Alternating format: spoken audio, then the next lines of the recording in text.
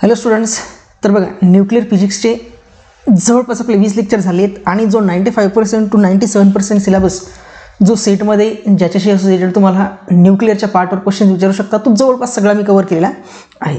अच्छा, या lecture number 21 पासून आपण स्टार्ट करतो नवीन पार्ट जो की आहे पार्टिकल फिजिक्स. बघा, या पार्टिकल फिजिक्सचे साधारणपणे 4 ते 5 मॅक्सिमम 4 किंवा 5-6 लेक्चर्स बनतील. पण या 5-6 लेक्चर्समधून तुम्हाला सेटमध्ये at least 2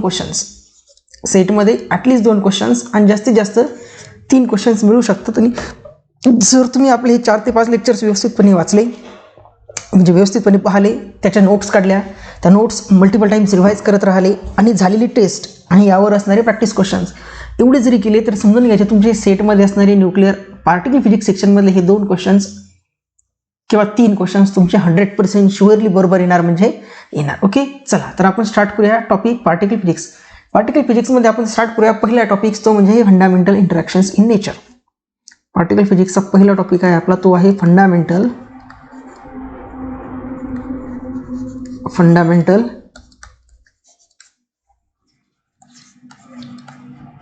interactions in nature. Fundamental interactions in nature. आता बघा, या टॉपिकचं सगळ्यात अगोदर पहिलं सिम्प्लिफिकेशन समजून घ्या की नेमकं फंडामेंटल इंटरॅक्शन्स म्हणजे काय सांगते. तर बघा, तुम्ही 11-12मध्ये किंवा ग्रॅज्युएशन्समध्ये हा कन्सेप्ट शिकला असाल की हा बघा, एक मास ऑब्जेक्ट आहे ज्याचा मास आहे m1, हा दुसरा मास ऑब्जेक्ट ज्याचा मास आहे m2.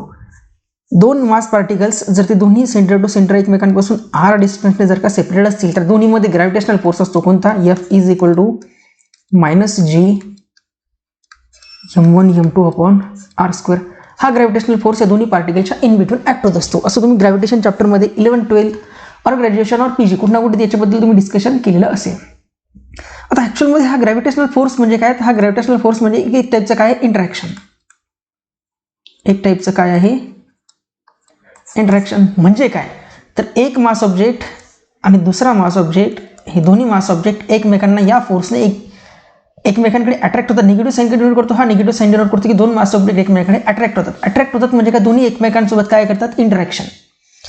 मग आता सहजपणे जर का 2 मास पार्टिकल किंवा 2 चार्ज पार्टिकल किंवा 2 कोणतेही पार्टिकल जर का इंटरॅक्ट करत असतील तर त्यामध्ये काय होत असेल, काही ना काही एक्सचेंज होत असेल. जर इंटरॅक्शन होती म्हणजे तिथे काही ना काही काय होत असेल, एक्सचेंज. नेचरमध्ये जिथे इंटरॅक्शन होती तिथे काही ना काय होत असेल, एक्सचेंज होत असेल. मग आता इथे यामध्ये काय एक्सचेंज होत असेल असा प्रश्न पडणे साहजिक आहे. काय एक्सचेंज होत असेल, तर बघा, जेव्हा 2 मास ऑब्जेक्ट एकमेकांना अट्रॅक्ट करत आहेत तेव्हा त्या दोन्हीमध्ये एक फंडामेंटल पार्टिकल, कोणता, एक फंडामेंटल पार्टिकल, ज्या फंडामेंटल पार्टिकलला आपण ग्रॅव्हिटॉन म्हणतो, ज्या फंडामेंटल पार्टिकलला काय म्हणतो आपण, ग्रॅव्हिटॉन. तर हा ग्रॅव्हिटॉन फंडामेंटल पार्टिकल हा एक्सचेंज होत असतो. हा ग्रॅव्हिटॉन काय होत असतो, एक्सचेंज. म्हणजे काय, हा मास ऑब्जेक्ट जर या मास ऑब्जेक्टकडे अट्रॅक्ट करतोय म्हणजे हा पार्टिकल ग्रॅव्हिटॉन याला ट्रान्सफर करत असेल आणि हा पार्टिकल ग्रॅव्हिटॉन याला ट्रान्सफर करत असेल म्हणजे ते काय होत असेल, हा जो ग्रॅव्हिटॉन पार्टिकल आहे, ह्या ग्रॅव्हिटॉन पार्टिकलची देवाणघेवाण होते म्हणजे दोन्हीमध्ये काय होतं, इंटरॅक्शन होते. दोन्हीमध्ये असणारे ग्रॅव्हिटॉन पार्टिकल एक्सचेंज होतात. दोन्हीमध्ये असणारे ग्रॅव्हिटॉन पार्टिकल काय होतात, एक्सचेंज होतात. मग या टाईपचे जे काही इंटरॅक्शन असते त्याला म्हणतो आपण फंडामेंटल इंटरॅक्शन्स. या टाईपचे जे इंटरॅक्शन्स आहेत त्यांना म्हणतो आपण फंडामेंटल इंटरॅक्शन. मग आता नेचरमध्ये अशा टाईपचे किती इंटरॅक्शन पॉसिबल आहे, तर नेचरमध्ये आता हे झालं एक टाईपचं इंटरॅक्शन. आता हे झालं मासची असोसिएटेड. बघा, आता नेक्स्ट स्लाइड मी तुम्हाला चार्जची असोसिएटेड सांगतो. बघा, एक चार्ज पार्टिकल आहे, याच्यावर चार्ज असेल Q1, एक दुसरा चार्ज पार्टिकल याच्यावर चार्ज Q2. जर दोन्ही एकमेकांपासून r डिस्टन्सने सेपरेट असतील तर दोन्हीमध्ये कुलम्ब फोर्स ॲक्ट होतो. किती, F = k Q1 Q2/r². हा कुलम्ब फोर्स 2 मास ऑब्जेक्टवर ॲक्ट होतोय. हा कुलम्ब फोर्स का तर दोन्ही मास पार्टिकल ॲक्ट होतोय म्हणजे दोन्ही पार्टिकल्स काय करतात, ते दोन्ही चार्ज पार्टिकल एकमेकांसोबत इंटरॅक्शन. दोन्ही चार्ज पार्टिकल एकमेकांसोबत काय करतात, इंटरॅक्शन. म्हणजेच या इंटरॅक्शनमध्ये काय एक्सचेंज होत असेल, या इंटरॅक्शनमध्ये जो एक्सचेंज होत असतो पार्टिकल, ग्रॅव्हिटेशनल इंटरॅक्शनमध्ये जो एक्सचेंज पार्टिकल होतो त्याला काय म्हटलं आपण, ग्रॅव्हिटेशन इंटरॅक्शनमध्ये एक्सचेंज होणारा पार्टिकलला ग्रॅव्हिटॉन. या इंटरॅक्शनमध्ये जो एक्सचेंज पार्टिकल असतो, एक्सचेंज पार्टिकल, तर तो एक्सचेंज पार्टिकल असतो फोटॉन. इलेक्ट्रोमॅग्नेटिक इंटरॅक्शन किंवा इलेक्ट्रोस्टॅटिक्स किंवा इलेक्ट्रोमॅग्नेटिक इंटरॅक्शनमध्ये जो पार्टिकल एक्सचेंज होतो कोणता असतो, फोटॉन. म्हणजे काय, हा चार्ज पार्टिकल जर याकडे अट्रॅक्ट होतोय म्हणजे हा पार्टिकल याला फोटोन ट्रान्सफर करत असेल, आणि हा पार्टिकल जर याकडे अट्रॅक्ट होतो म्हणजे हा पार्टिकल याला फोटोन ट्रान्सफर करत असेल, म्हणजे या इंटरॅक्शन मध्ये काय होतं तर फोटोन पार्टिकल एक्सचेंज होतो. म्हणून आपण सांगतो की दोन मास पार्टिकल किंवा दोन चार्ज पार्टिकल एकमेकांना अट्रॅक्ट करतात किंवा एकमेकांना रिपेल करतात. एका झाल्या इंटरॅक्शन्स. मग इंटरॅक्शन नेचरमध्ये 4 टाईप्सचे आहेत. आता पॉईंट टू पॉईंट फॉर्मॅटमध्ये व्यवस्थित लिहायचं. हे जे सांगितलं मी 2 स्लाईडवर, हे काय झाल्या या टॉपिकबद्दलचा एक इंट्रोडक्टरी पार्ट झाला की टॉपिकमध्ये आपण काय पाहणार काय नाही, हा झाला इंट्रोडक्टरी पार्ट. आता यामध्ये आपण पाहणार की इंटरॅक्शनचे टाईप्स ॲक्च्युअलमध्ये. तर इन नेचर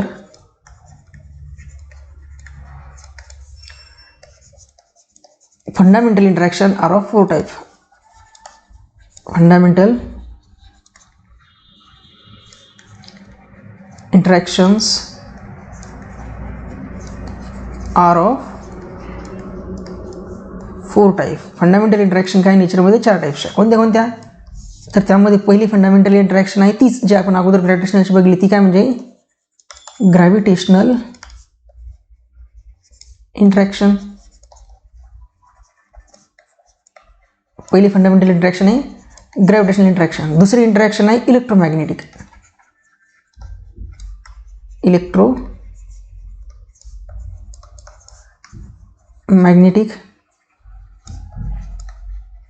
इंटरॅक्शन. थर्ड नंबरची इंटरॅक्शन आहे strong interaction. Gravitational interaction, electromagnetic interaction. Third नंबरची आहे strong interaction.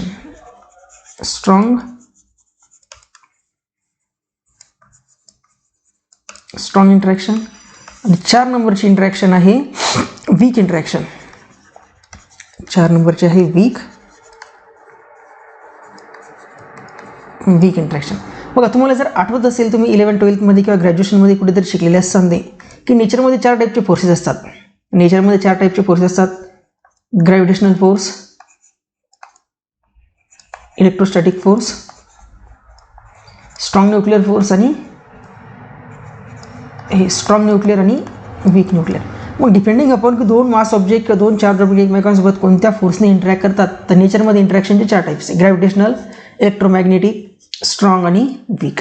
Gravitational, electromagnetic, strong आणि वीक इंटरॅक्शन. त्यावेळी आता काय करू आपण एका नेचरला समजून घेऊ, एक इंटरॅक्शनला. त्या इंटरॅक्शनमध्ये काय होतं नेमकं ते इंटरॅक्शन मीडियमवर डिपेंड करता येत नाही करत. त्या इंटरॅक्शनमध्ये कोणते पार्टिकल इन्व्हॉल्व होतात, कशामध्ये असतात. आता आपण काय करू एका इंटरॅक्शनबद्दल थोडंसं ब्रीफली बघू. त्यापैकी पहिला टॉपिक टाका ग्रॅव्हिटेशनल इंटरॅक्शन. 1 नंबरचा आहे आपला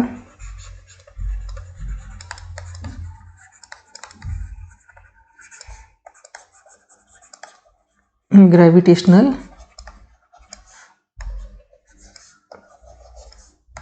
इंटरॅक्शन. 1 नंबरची इंटरॅक्शन आहे ग्रॅव्हिटेशनल. ओके. आता या ग्रॅव्हिटेशनल इंटरॅक्शनमध्ये पॉईंट टू पॉईंट फॉर्मॅटमध्ये लिहायचं. ग्रॅव्हिटेशनल इंटरॅक्शनमध्ये पहिला पॉईंट काय लिहिणार तुम्ही, आता सरळ नावातच दिलेलं आहे काय, ग्रॅव्हिटेशनल इंटरॅक्शन म्हणजे 2 मास ऑब्जेक्ट इन्व्हॉल्व होत असतील आणि ग्रॅव्हिटेशनल फोर्सने अट्रॅक्ट होत असतील. यामध्ये पहिला पॉईंट लिहायचा. ग्रॅव्हिटेशनल इंटरॅक्शनमध्ये काय लिहिसा, it depends upon, gravitational interaction जे आहे ते कशावर डिपेंड करत असतील, mass of the object. It depends upon the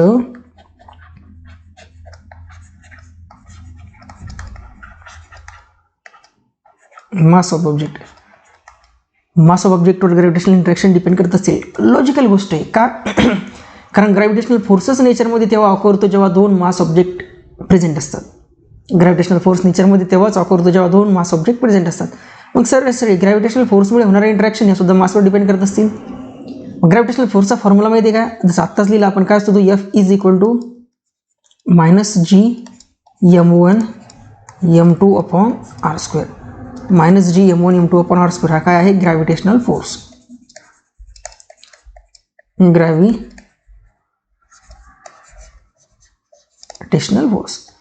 gravitational इंटरॅक्शनमध्ये 2 मास ऑब्जेक्ट या फोर्सने इंटरॅक्ट करत असतील. ओके, हे झाले 2 पॉईंट. त्यानंतर थर्ड पॉईंटमध्ये काय लिहिणार, थर्ड पॉईंटमध्ये लिहिणार की हे बघा, आरची व्हॅल्यू तुम्ही इन्फिनिटी जर राखली तर तुम्हाला आठवत असेल ग्रॅव्हिटेशनल फोर्समध्ये तुम्ही शिकले असेल gravitational force are infinite range force. मग ग्रॅव्हिटेशनल इंटरॅक्शन पण कशा असले पाहिजे, इन्फायनाईट. थर्ड पॉईंटमध्ये लिहायचं काय की these interaction are of infinite range.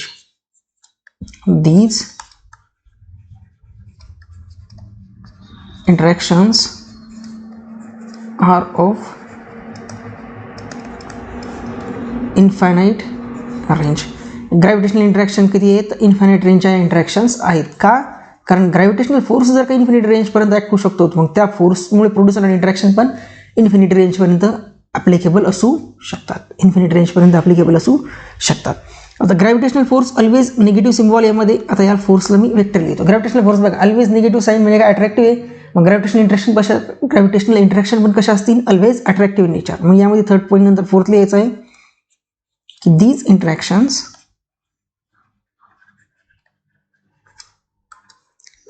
interactions are attractive in nature. Gravitational interaction कशा आहेत? नेचरमध्ये अट्रॅक्टिव्ह. का? कारण ग्रॅव्हिटेशनल फोर्स कसा आहे? नेचरमध्ये ऑलवेज अट्रॅक्टिव्ह आहे. त्यानंतर नेक्स्ट पॉईंटमध्ये काय लिहिणार आपण? तर नेक्स्ट पॉईंटमध्ये लिहिणार की बघा जी जो आहे हा जी काय युनिव्हर्सल ग्रॅव्हिटेशनल कॉन्स्टंट जी काय आहे? Universal gravitational constant. हा युनिव्हर्सल ग्रॅव्हिटेशनल कॉन्स्टंट त्याची व्हॅल्यू मीडियमवर डिपेंड करते का? नाही. मग ग्रॅव्हिटेशनल इंटरॅक्शन मीडियमवर डिपेंड करत असतील का? ऑब्व्हियसली डिपेंड करणारच नाही. का? सॉरी का? कारण की ग्रॅव्हिटेशनल फोर्स जर मीडियमवर डिपेंड करत नाही तर त्या फोर्समुळे असणारे इंटरॅक्शन मीडियमवर डिपेंड करतील का? नाही. सो ग्रॅव्हिटेशनल इंटरॅक्शन पण मीडियमवर डिपेंड करत असतील का? नाही. मग नेक्स्ट पॉईंटमध्ये काय लिहायचं आहे?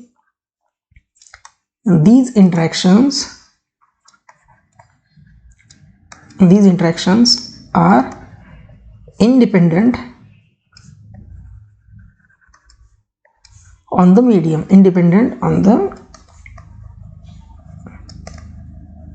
मीडियमवर कशा असतील? त्या इंडिपेंडेंट असतील. यामधला हा शब्द कसा आहे? महत्त्वाचा आहे. इंडिपेंडेंट हा अट्रॅक्टिव्ह, इन्फायनाईट रेंज आणि मास ऑफ द ऑब्जेक्ट. ज्याच्या खाली मी अंडरलाईन केले आहेत ते शब्द महत्त्वाचे आहेत. त्या टॉपिक त्या पॉईंटमधले महत्त्वाचे शब्द आहेत. त्यानंतर व्हेलॉसिटीवर डिपेंड करतात का ग्रॅव्हिटेशनल फोर्स? नाही. मग ग्रॅव्हिटेशनल इंटरॅक्शन त्या चार पार्टिकल्सच्या व्हेलॉसिटीवर डिपेंड करत असतील का? नाही. ओरिएंटेशनवर? नाही. नेक्स्ट काय लिहिणार तुम्ही की दीज इंटरॅक्शन्स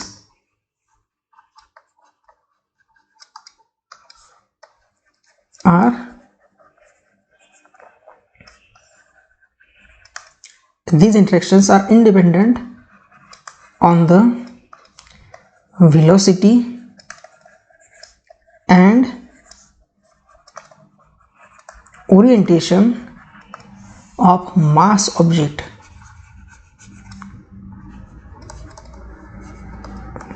म्हणजे ग्रॅव्हिटेशनल इंटरॅक्शन ह्या मास ऑब्जेक्टची व्हेलॉसिटी आणि मास ऑब्जेक्टचं ओरिएंटेशन किती मास ऑब्जेक्ट नेचरमध्ये कशा प्रकारे ओरिएंट झाले त्या दोन्हीवर डिपेंड करते का? नाही. काय? त्या दोन्हीवर इंडिपेंडंट आहे. सेम ग्रॅव्हिटेशनल फोर्स सुद्धा व्हेलॉसिटी आणि ओरिएंटेशनवर मासच्या डिपेंड करत होता का? नाही. मग ग्रॅव्हिटेशनल फोर्स जर डिपेंड करत नाही मग त्या फोर्समुळे प्रोड्यूस होणार इंटरॅक्शन डिपेंड करत असतील का? ऑब्व्हियसली डिपेंड करणार का? नाही. त्या ग्रॅव्हिटेशनल इंटरॅक्शन पण डिपेंड करत असेल का मीडियमवर? तर नाही. आणि व्हेलॉसिटीवर पण डिपेंड करत असतील का? नाही. मग त्यानंतर नेक्स्ट पॉईंटमध्ये काय लिहिणार आपण? तर बघा आपण सांगितलं की मी इंटरॅक्शनमध्ये एक पार्टिकल एक्सचेंज होत असतो. मग ग्रॅव्हिटेशनल इंटरॅक्शनमध्ये जो एक्सचेंज पार्टिकल तो काय असतो? ग्रॅव्हिटॉन. नेक्स्ट पॉईंट तो लिहायचा आहे काय की these are exchange interaction. These are exchange gravitational interaction कसे आहेत? Exchange interaction and the exchange particle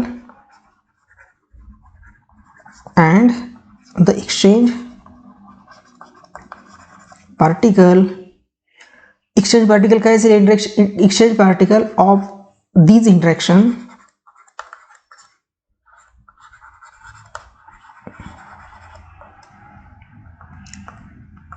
exchange particle of these interaction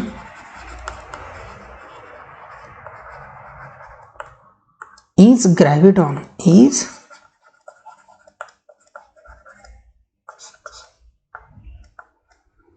gravitational interaction मध्ये जो पार्टिकल मास ऑब्जेक्ट एक्सचेंज करतात एकमेकांसोबत तो पार्टिकल कोणता असतो? ग्रॅव्हिटॉन. तो पार्टिकल कोणता आहे? तर ग्रॅव्हिटॉन आहे. तो पार्टिकल कसा आहे? ग्रॅव्हिटॉन. ओके. त्यानंतर एक लास्ट पॉईंट या इंटरॅक्शनच्या असोसिएटेड तो म्हणजे काय?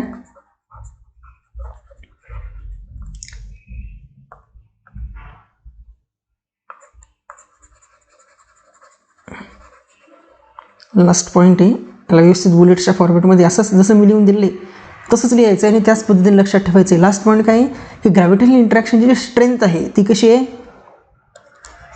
The strength of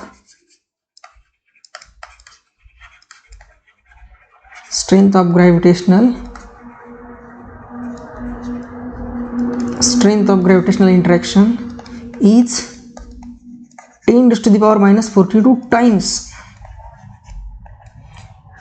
gravitational interaction जे आहेत त्या ग्रॅव्हिटेशनल इंटरॅक्शनची जी स्ट्रेंथ आहे ती कशी आहे, तर 10⁻⁻42 in comparable to strong interaction. म्हणजे स्ट्रॉंग इंटरॅक्शनच्या कंपॅरिझनमध्ये ग्रॅव्हिटेशनल इंटरॅक्शनची स्ट्रेंथ खूप लहान आहे. The strength of gravitational interaction is 10⁻⁻42 compared to strong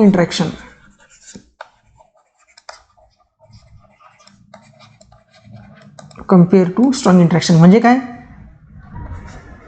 तर gravitational force to strong force या दोन्हींचा रेशो काय असेल, तर स्ट्रॉंग फोर्सची व्हॅल्यू जिथे 1 असेल तिथे ग्रॅव्हिटेशनल फोर्सची व्हॅल्यू असेल 10⁻⁻42. हा याचा मिनिंग आहे. हे जे वरती स्टेटमेंट दिलं आपण त्याचा मिनिंग हा आहे की gravitational force to strong force हा जो रेशो आहे हा रेशो किती आहे, तर 10⁻42 10⁻⁻42 ओके. आता हे जे काही 7-8 पॉईंट मी लिहून दिलेत कशाशी असोसिएटेड, तर या ग्रॅव्हिटेशनल इंटरॅक्शनशी असोसिएटेड हे 7-8 पॉईंट तुमच्या माहिती असणं आणि लक्षात असणं मोस्ट आहे. कारण तुम्हाला ग्रॅव्हिटेशनल इंटरॅक्शनवर डायरेक्टली क्वेश्चन तर येणार नाही, बट तुम्हाला ग्रॅव्हिटेशनल फोर्सशी असोसिएटेड, ग्रॅव्हिटेशनल इंटरॅक्शनशी असोसिएटेड कुठे एखादा मल्टिपल सिलेक्टमध्ये किंवा मल्टिपल चॉईसमध्ये किंवा स्टेटमेंट बेस्ड क्वेश्चन जर आला तर तुम्हाला हे सर्व पॉईंट माहिती असणं कसंही मस्ट आहे. अदरवाईज तुम्हाला जर का हे पॉईंट माहिती नसतील तर तुम्ही त्या पॉईंटशी असोसिएटेड किंवा ग्रॅव्हिटेशनल इंटरॅक्शनशी असोसिएटेड येणाऱ्या क्वेश्चनचा आन्सर लिहू शकत नाही. किंवा आता इथे आपल्याला लिहिण्याची गरज नाही, बट तुम्ही इथे अप्रोप्रिएट आन्सर कोणता आहे पर्टिक्युलर त्या क्वेश्चनसाठी ते तुम्ही कॅल्क्युलेट करू शकणार का, नाही.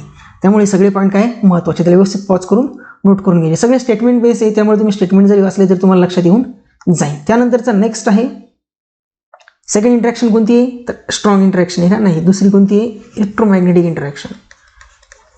दुसरी आहे electromagnetic interaction. Second interaction is electromagnetic interaction. बघा सेकंड इंटरॅक्शनमध्ये ॲज इट इज बुलेटच्या फॉर्मॅटमध्ये पॉईंट लिहायचे आहेत. त्यामधला पहिला पॉईंट काय असेल, जसं की आपण मागे काय लिहिलं अगोदर, सगळ्यात पहिले लिहिले की ह्या जे आहेत मासवर डिपेंड करतात. तर इलेक्ट्रोमॅग्नेटिक इंटरॅक्शन कशावर डिपेंड करत असेल, चार्जवर. इलेक्ट्रोमॅग्नेटिक इंटरॅक्शन कशावर डिपेंड करत असेल, चार्जवर. मग लिहायचं ह्यामध्ये लिहायचं दीज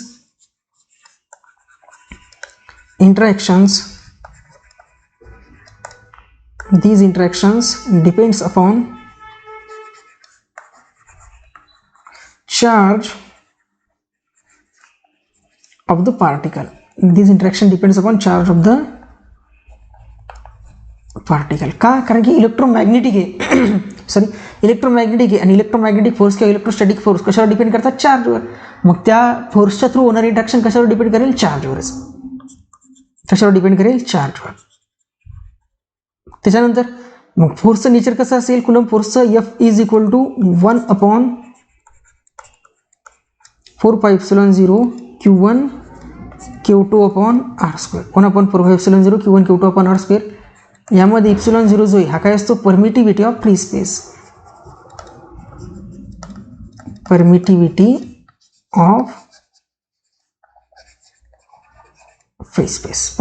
ऑफ फ्री स्पेस. मग यावरून दुसरा पॉईंट केलू शकतो तुम्ही की या इंटरॅक्शन मीडियमवर डिपेंड करतात. कारण काय, ε0 हा स्पेसचा आहे.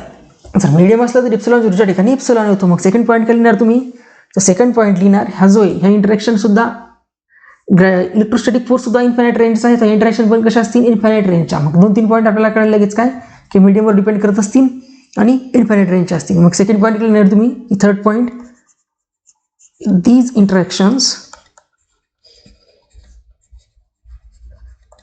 These interaction are of infinite range. Gravitational interaction जशा इन्फायनाइट रेंज पर्यंत होत्या तशा इलेक्ट्रोमॅग्नेटिक इंटरॅक्शन पण इन्फायनाईट रेंजपर्यंत आहे. ग्रॅव्हिटेशनल इंटरॅक्शनवर मीडियमवर डिपेंड करत नव्हत्या, but electrostatic interaction electromagnetic interaction मीडियमवर डिपेंड करतात. इथे काही लिहिणार तुम्ही third point, these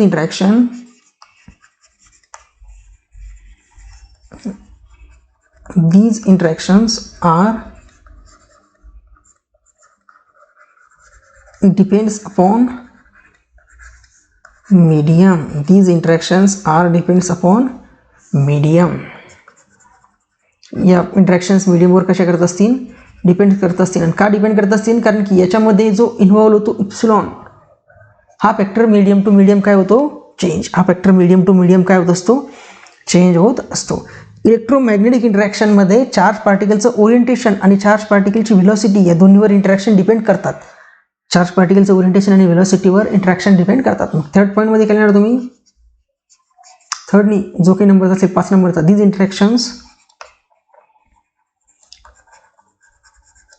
interactions are depends upon the velocity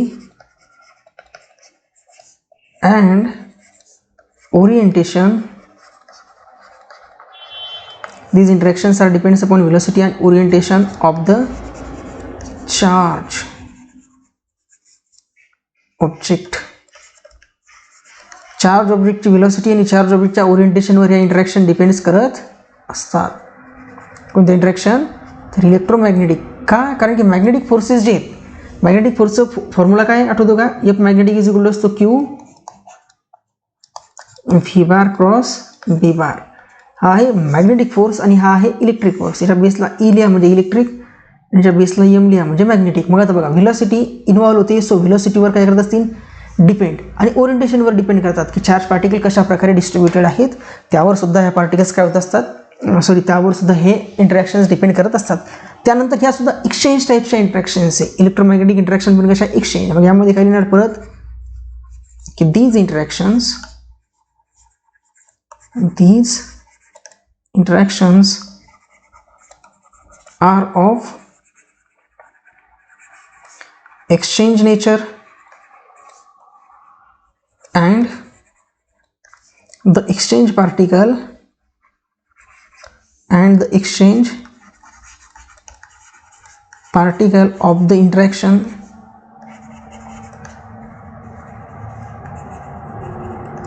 and exchange particle of the interaction is photon. Electromagnetic interaction मध्ये तो एक्सचेंज पार्टिकल काय असतो, photon.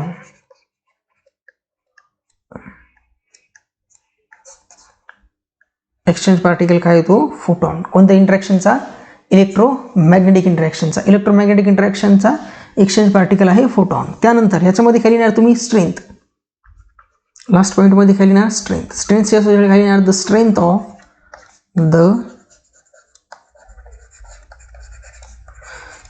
Of EM interaction. EM म्हणजे काय, electromagnetic. The strength of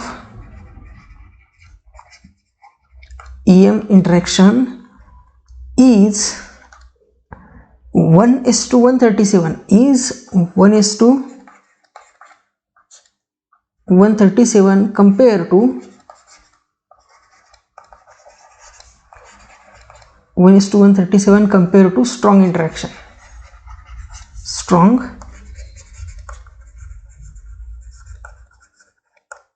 compared to strong interaction म्हणजे काय, तर EM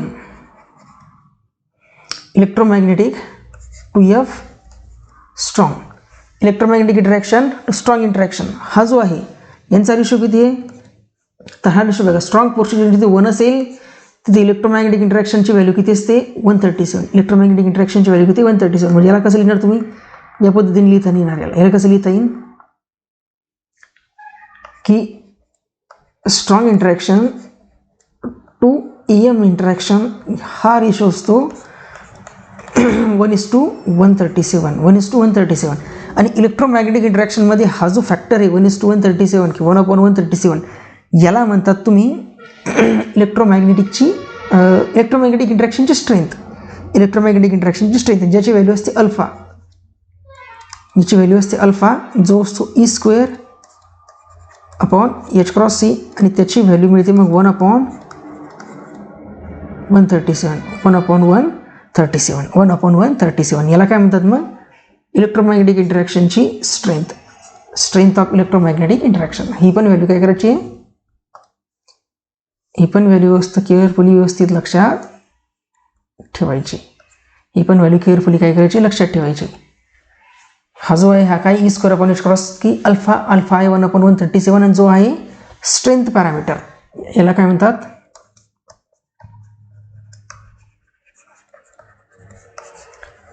strength parameter कोणाचा EM इंटरॅक्शनचा इलेक्ट्रोमॅग्नेटिक इंटरॅक्शनचा तो काय आहे स्ट्रेंथ पॅरामीटर. कोणता हावाला अल्फा हावाला काय आहे इलेक्ट्रोमॅग्नेटिक इंटरॅक्शनचा स्ट्रेंथ पॅरामीटर. ओके तर याला सुद्धा काय करायचं व्यवस्थित पॉज करून नोट करून घ्यायचं. ह्या चारी इंटरॅक्शनचे असं जेवढे काही सगळे पॉईंट ते सगळे महत्त्वाचे आहेत आणि मुख्य म्हणजे प्रत्येक पॉईंटवर तुम्हाला कुठे ना कुठे MCQ फ्रेम होऊ शकतो अशी फिलिंग येत असेल लिहिताना, कारण प्रत्येकामध्ये काहीतरी वेगळेपण आहे आणि जेवढे पॉईंट वेगवेगळे असतील तेवढे तुम्हाला क्वेश्चन्स बनण्याचा चान्स काय आहे जास्त आहे. त्यानंतर नेक्स्ट इंटरॅक्शन कोणते आहेत तर स्ट्रॉंग इंटरॅक्शन. त्यानंतर थर्डवाले इंटरॅक्शन्स कोणते आहेत तर ते आहेत स्ट्रॉंग इंटरॅक्शन.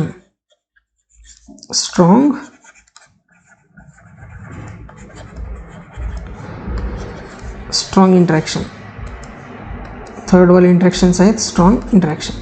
आता नावामध्येच दिलेलं आहे स्ट्रॉंग, याच्या नावामध्ये स्ट्रॉंग दिलेले आहे तर मग ह्या इंटरॅक्शन कशा असतील स्ट्रॉंगेस्ट असतील अमॉंग नेचर. याचा पहिला पॉईंट लिहायचं मग यामध्ये तर पॉईंट टू पॉईंट फॉर्मॅटमध्ये लिहिलं का बुलेटच्या फॉर्मॅटमध्ये लिहिलं तरी चालतं. लिहा पहिला पॉईंट काय लिहिणार तुम्ही की दीज interactions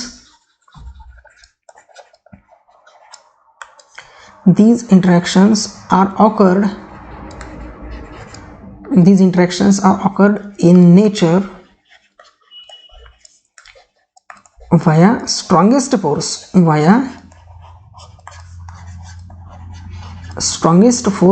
of nature. कारण की स्ट्रॉंग इंटरॅक्शन आहे तर स्ट्रॉंग इंटरॅक्शन ह्या नेचरमध्ये असणाऱ्या सर्वात स्ट्रॉंगेस्ट फोर्सच्या थ्रूच ऑकर होतील. ऑब्वियस गोष्ट आहे, कारण नाही तर स्ट्रॉंग इंटरॅक्शन आहे वीक फोर्सने ऍक्ट होते का नाही. स्ट्रॉंगेस्ट इंटरॅक्शन आणि वीक फोर्सने ऍक्ट होते का शक्यच नाही आहे. म्हणून पहिल्या पॉईंटमध्ये काय लिहिलं आपण की ह्या ज्या इंटरॅक्शन्स आहेत कोणत्या स्ट्रॉंग इंटरॅक्शन्स तर या नेचरमध्ये स्ट्रॉंगेस्ट फोर्स नेचरमध्ये असणारा जो काही स्ट्रॉंगेस्ट फोर्स आहे तर स्ट्रॉंगेस्ट फोर्सच्या हेल्पने काय होत असतील ऑकर होत असतील. मग तुम्हाला माहिती आहे स्ट्रॉंग फोर्स कुठे असतात तर न्यूक्लियसमध्ये. न्यूक्लियसची साईज खूप लहान आहे. काय न्यूक्लियसची साईज लहान कारण की स्ट्रॉंग फोर्स जो आहे तो स्ट्रॉंग फोर्सची रेंज कशी आहे कमी आहे. मग एका यामध्ये काय लिहिणार तुम्ही की स्ट्रॉंग इंटरॅक्शनमध्ये की these are short range interaction. हे काय असतील दीज आर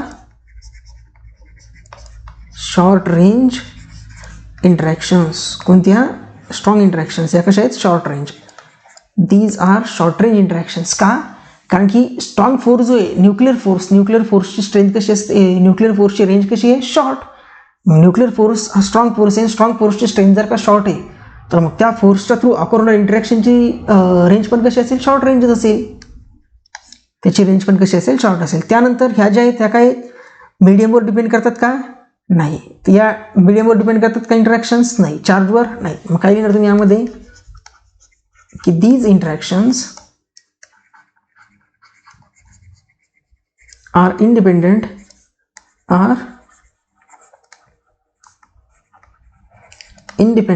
of mass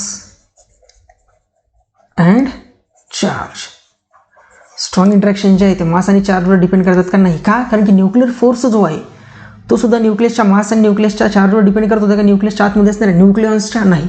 तो कशावर डिपेंड करत होता की न्यूक्लियॉन्सची व्हेलॉसिटी किती आहे आणि न्यूक्लियॉनचा स्पिन किती आहे न्यूक्लियॉनचा आयसोस्पिन किती आहे. मग थर्ड पॉईंट नंतर फोर्थ पॉईंट काय लिहिणार तुम्ही की these interactions are depends upon these interactions are depends upon the velocity of the particle. पार्टिकलच्या व्हेलॉसिटीजवर डिपेंड करतात कोणत्या interaction strong velocities of the particle and also on orientation of particle. Orientation of particle strong interactions या पार्टिकलची velocity आणि पार्टिकलचं orientation या दोन्हीवर depend करतात. कारण हे कशासारखं झालं आहे की जो आपण स्ट्रॉंग न्यूक्लिअर फोर्स बघितलेले होते, न्यूक्लिअर फोर्सच्या प्रॉपर्टीज, तर ज्या न्यूक्लिअर फोर्सच्या प्रॉपर्टीज आहेत सिमिलर प्रॉपर्टीजसुद्धा स्ट्रॉंग इंटरॅक्शनच्या आहेत. नेक्स्ट पॉईंटमध्ये काय लिहिणार तुम्ही की these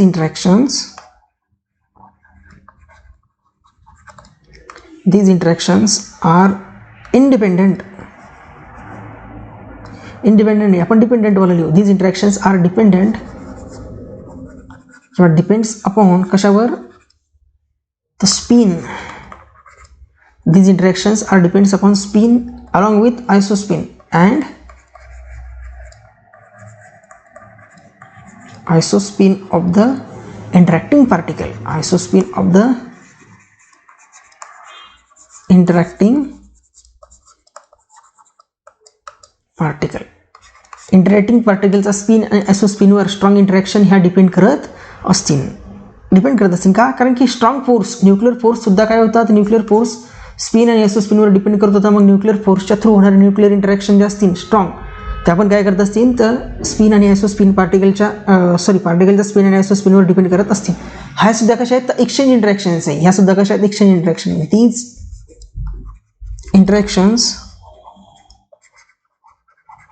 these interactions are of exchange in nature and the exchange particle and the exchange particle of these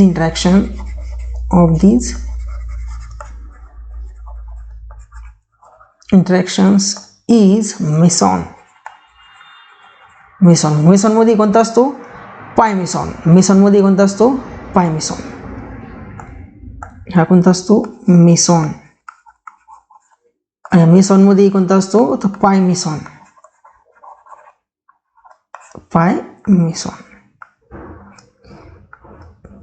कोणता असतो पाय मेसॉन. हा कुठे असतो न्यूक्लियन इंटरॅक्शन. मेसॉन्स कुठे असतो पाय मेसॉन्स इन न्यूक्लियॉन.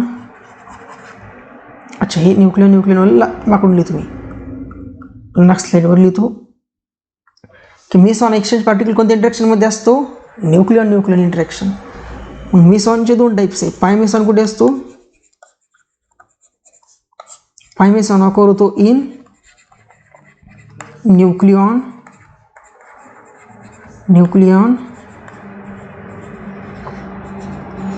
इंटरॅक्शन. कारण न्यूक्लियनच्या आतमध्ये काय प्रोटॉन आणि न्यूट्रॉन. जर का दोन प्रोटॉन किंवा दोन न्यूट्रॉन किंवा एक प्रोटॉन एक न्यूट्रॉन जर का एकमेकांसोबत इंटरॅक्ट करत असतील तर त्यांच्यामध्ये एक्सचेंज होणारा पार्टिकल कोणता असतो तर पाय मेसॉन असतो. आणि ग्लुऑन असतो.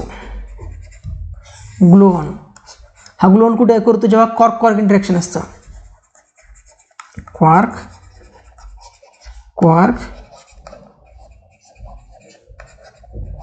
इंटरॅक्शन. आता क्वार्क्स काय, क्वार्कचे किती टाईप्स आहे आपण आता पार्टिकल फिजिक्समध्ये पाहणारच आहोत समोर. बट जेव्हा नेचर, कारण क्वार्क्सच्या आतमध्ये सुद्धा स्ट्रॉंग इंटरॅक्शन्स आहेत. मग त्या स्ट्रॉंग इंटरॅक्शनमध्ये जो पार्टिकल एक्सचेंज होतो असतो ग्लुऑन.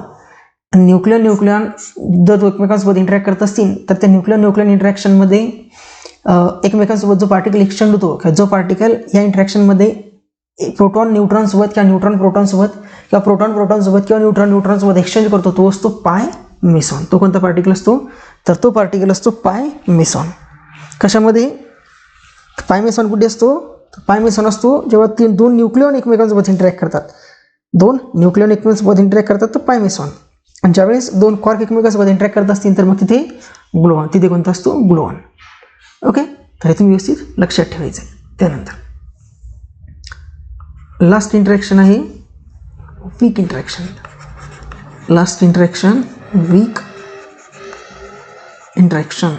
लास्ट आहेत वीक इंटरॅक्शन. आता नावामध्ये दिलेले वीक आहेत म्हणजे नेचरमधल्या सर्वात वीकेस्ट फोर्सनुसार ऑकर होत असतील. पहिला पॉईंट काय लिहिणार तुम्ही, पहिला पॉईंट की these interaction are occurred via weakest force of nature.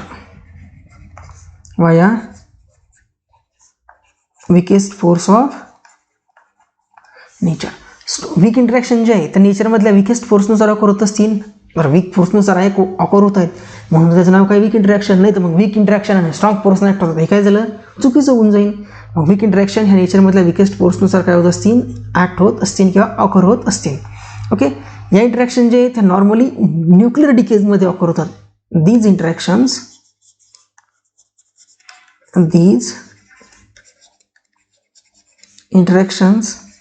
are normally occurred in nuclear decay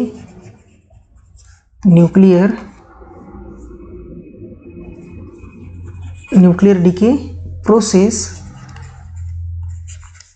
like alpha decay,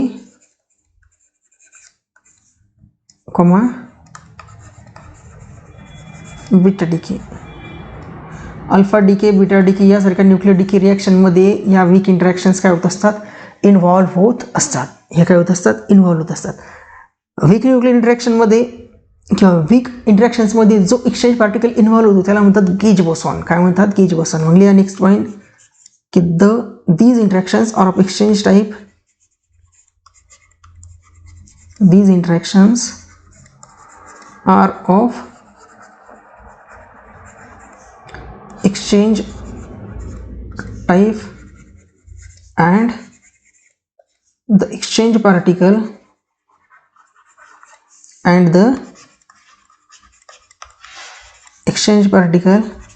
of these interaction.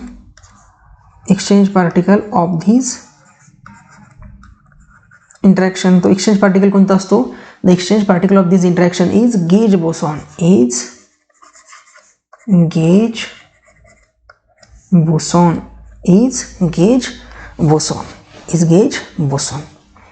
आता वीक इंटरॅक्शन शक्यतो तुम्हाला कुठे जास्त काही विचारत नाही, बट विचारलं तर तुमच्या 2-3 पॉईंटनुसार तुमच्या आन्सर काय होऊन जाईल, निघून जाईल. ह्या 2-3 पॉईंट्सवरून तुमचं वीक इंटरॅक्शनच्या रिलेटेड जर क्वेश्चन आलाच इन केस एक्झाममध्ये, शक्यतो विचारणार तर नाही, पण विचारला तर तुम्ही या 3 पॉईंटच्या फॉर्म्युल्यानुसार किंवा 3 पॉईंट्सच्या अकॉर्डिंग तुम्ही त्याचा आन्सर कॅल्क्युलेट करून म्हणजे आन्सर लिहू शकता.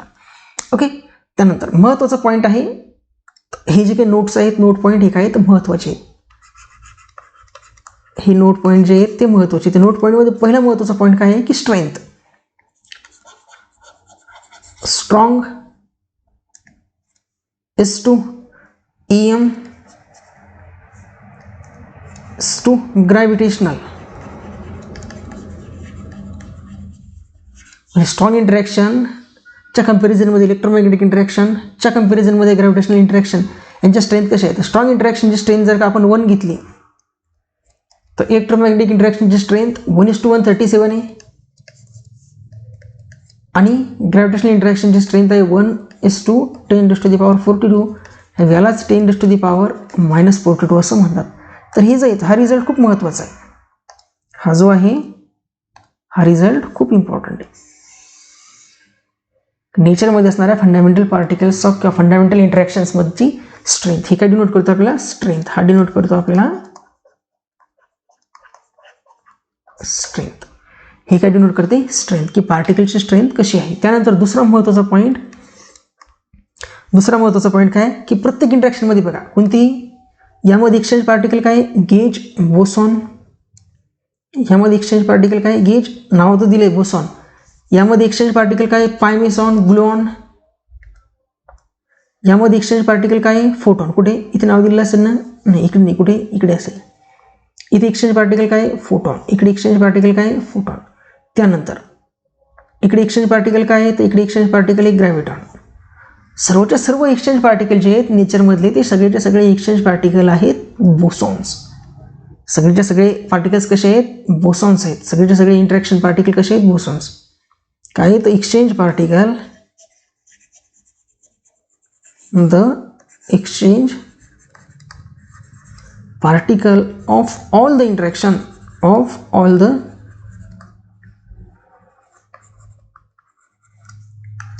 interactions are bosons. तुम्ही प्रत्येक इंटरॅक्शन मधला पार्टिकल जर पाहिलं तर तो काय, बोसॉन्स आहे. का बोसॉन असण्याचा रिझन काय असेल सांगा बरं. व्हिडिओ पॉज करून सुद्धा अनालाइज करण्याचा प्रयत्न करा की का असेल. नेचरमध्ये जे एक्सचेंज पार्टिकल आहेत की ज्या इंटरॅक्शनच्या थ्रू दोन मास ऑब्जेक्ट असो, दोन चार्ज ऑब्जेक्ट असो, न्यूक्लियसच्या आतमध्ये न्यूक्लियन्स असो, न्यूक्लियन ज्यापासून बनले ते क्वार्क असो किंवा न्यूक्लियर डिके प्रोसेस असो, सगळ्या इंटरॅक्शनमध्ये जो पार्टिकल एक्सचेंज होतोय तो बोसॉन आहे. जो पार्टिकल एक्सचेंज होतो काय? बोसॉन. मग तो बोसॉनच का असेल? बिकॉज बोसॉन एक्सचेंज होतात through two particle wave function. Bosons exchange through two particle wave functions and the particle do not change. काय लिहिसान तुम्ही reason? because as the boson exchange the total wave function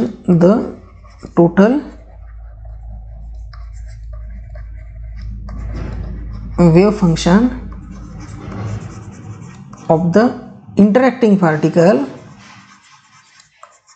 total wave functions of the interacting particle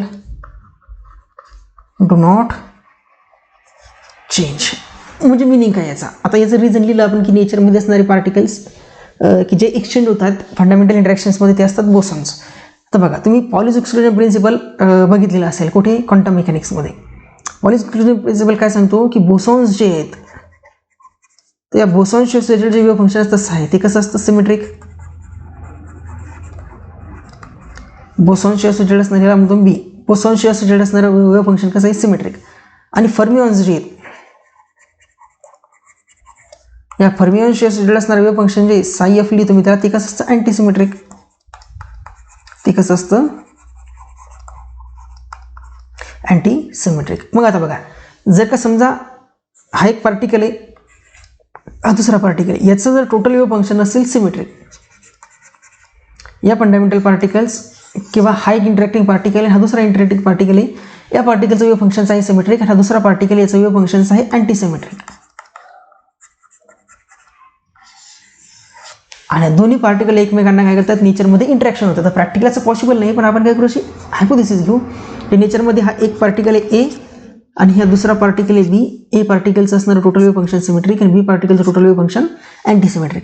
आता दोन्ही particle interact करतात. दोन्ही काय होतात? तर इंटरॅक्शन दोन्ही पार्टिकल्समध्ये होते इंटरॅक्शन. आता इंटरॅक्शन होताना यामधून इकडे आणि यामधून इकडे काही ना काही पार्टिकल्सची एक्सचेंज होणं मस्ट आहे कारण तेव्हाच त्याला आपण इंटरॅक्शन म्हणतोय.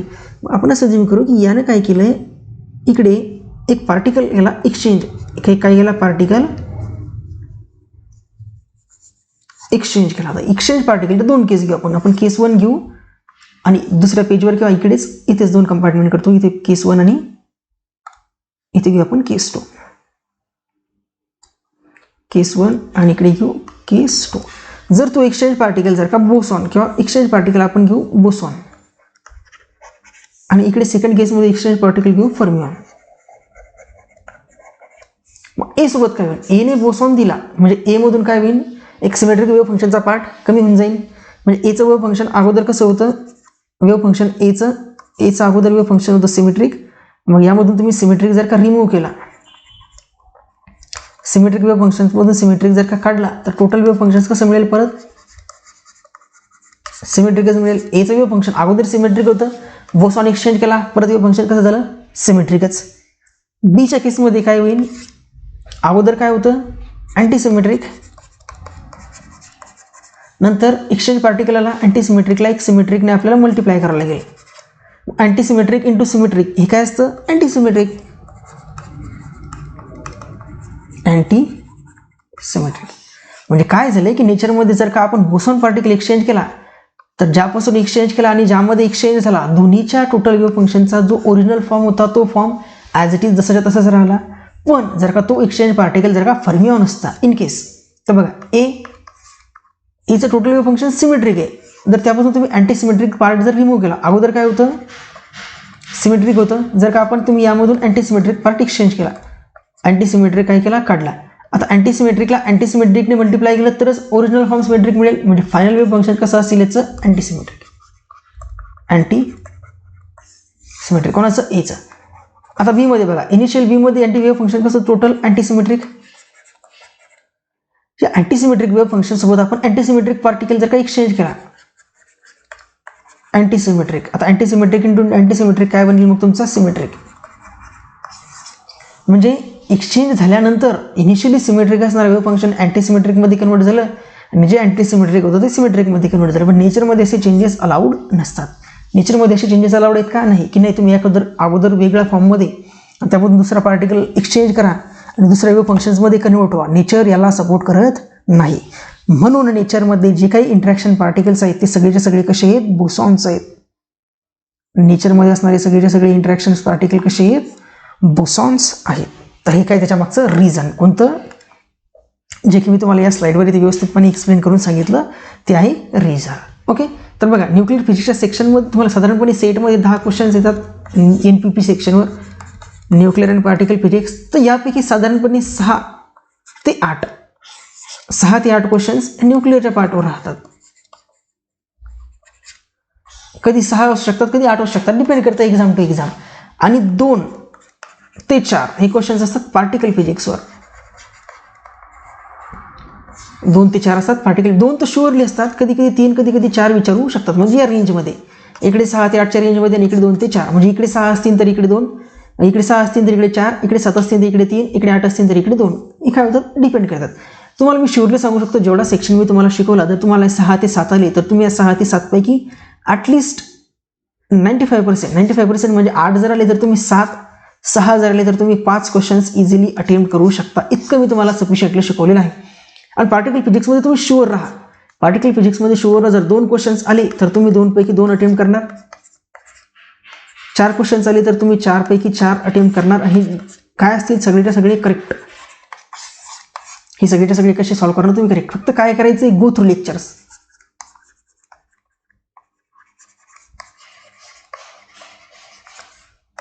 Solve assignment.